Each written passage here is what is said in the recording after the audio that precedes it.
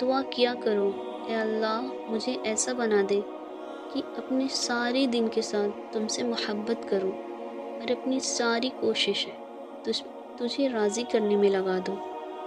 آپ تنہائی میں دروازہ بند کر کے بیٹھیں اور اللہ سے کہیں کہ یا اللہ پتہ نہیں مجھے کیا ہو گیا تھا، مجھ سے یہ غلطی گناہ ہو گیا تھا اور میں اس پر شرمندہ ہوں اور آپ سے معافی چاہتا ہوں۔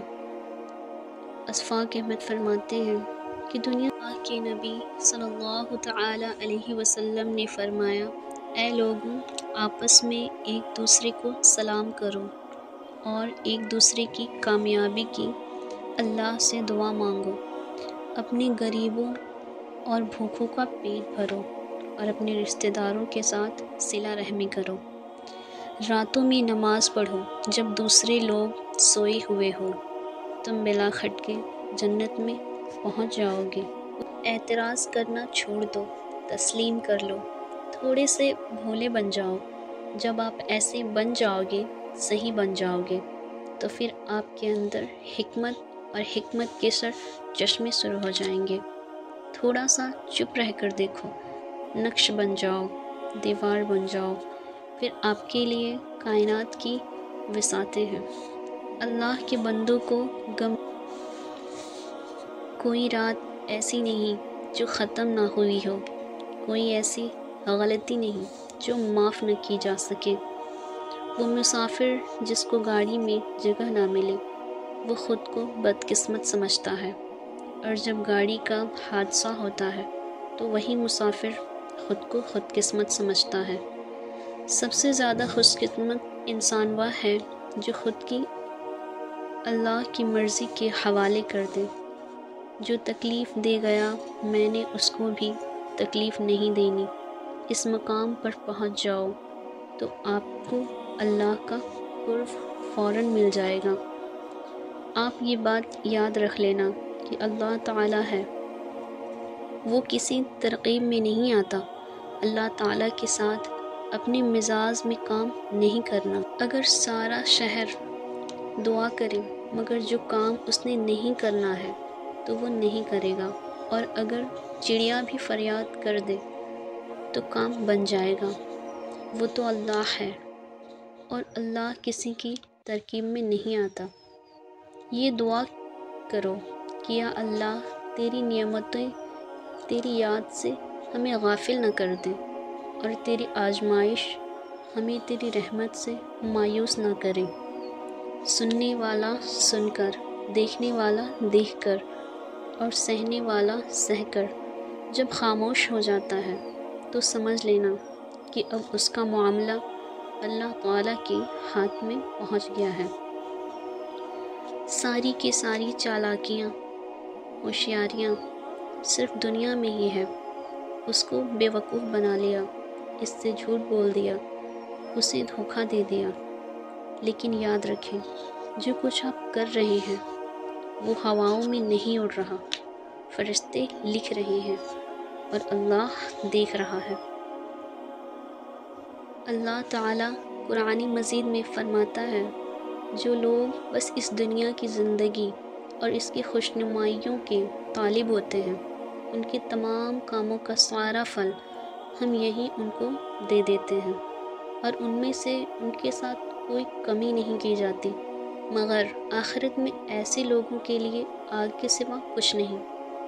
فرعون کی بیوی نے خود کو تب بدلا جب وہ خدائی کا دعویٰ کرنے والے کے محل میں تھی۔ نوح علیہ السلام کے بیٹے نے اس وقت بھی خود کو بدلنے سے انکار کر دیا جب وہ ایک نبی کے گھر میں تھا۔ آپ کے بدلنے یا نہ بدلنے کا فیصلہ آپ کا اپنا ہے۔ آپ اس کے لیے اپنے حالات کو قصوروار نہیں ٹھہرا سکتے۔ اللہ کے نبی صلی اللہ تعالی علیہ وسلم نے فرمایا، اے عائشہ کیا تم نے مجھے کبھی بری یا گندی زبان میں بات کرتے سنا؟ یاد رکھو قیامت کے دن وہ لوگ اللہ کی نظر میں سب سے برے ہوں گے جنہیں لوگ علیحدہ کر دیں، ان سے کنارہ کر لیں تاکہ ان کی فحش زبان یا گناہ سے اپنے آپ کو محفوظ رکھیں۔ اگر تمہیں کوئی نقصان پہنچائے تو یہ نہ کہو اگر میں ایسا کر لیتا تو ایسا ہو جاتا۔ البتہ یہ کہو کہ اللہ تعالیٰ نے تقدیر ہی یوں ہی لکھی تھی اور انہوں نے جو چاہا کیا، کیونکہ اگر کا لفظ شیطان کے کام کا دروازہ کھول دیتا ہے۔ مولانا رومی فرماتے ہیں، عقل جیسی شریف چیز پر کمینش کا غلبہ اس لیے ہو جاتا ہے کہ تو عقل سے بیگانہ ہو گیا ہے اور تو نے اپنے اندر اس کو بسا لیا ہے۔ اب نفس کا جانور اپنے گھر میں رہ کر شیر ہو گیا ہے اور عقل بیچاری ماری ماری پھر رہی ہے۔ جو اللہ کو پہچان لیتا ہے وہ غلا کرنا چھوڑ دیتا ہے، جو اللہ کی معرفت حاصل کر لیتا ہے وہ غلا کرنا چھوڑ دیتا ہے اور ذاتی خواہشات کے چنگل سے نکل آتا ہے۔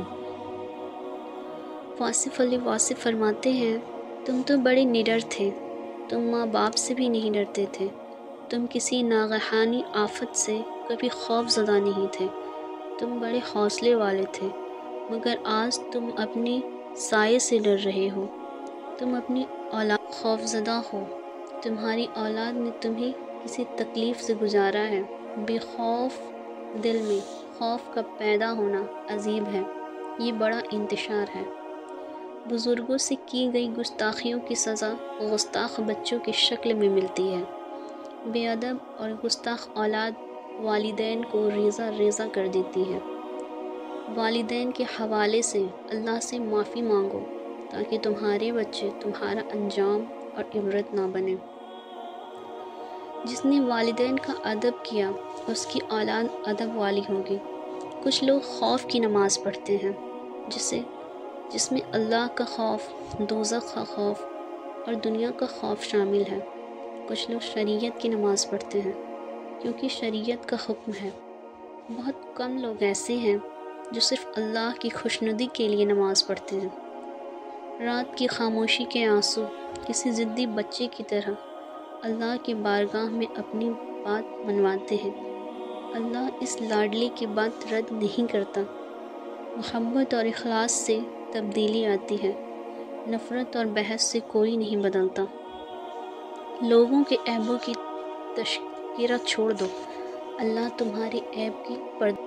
اشفاق احمد فرماتے ہیں کہ دنیا کا نازک ترین دھنیا کا پودا پوری دھرتی پھاڑ کے باہر نکل آتا ہے۔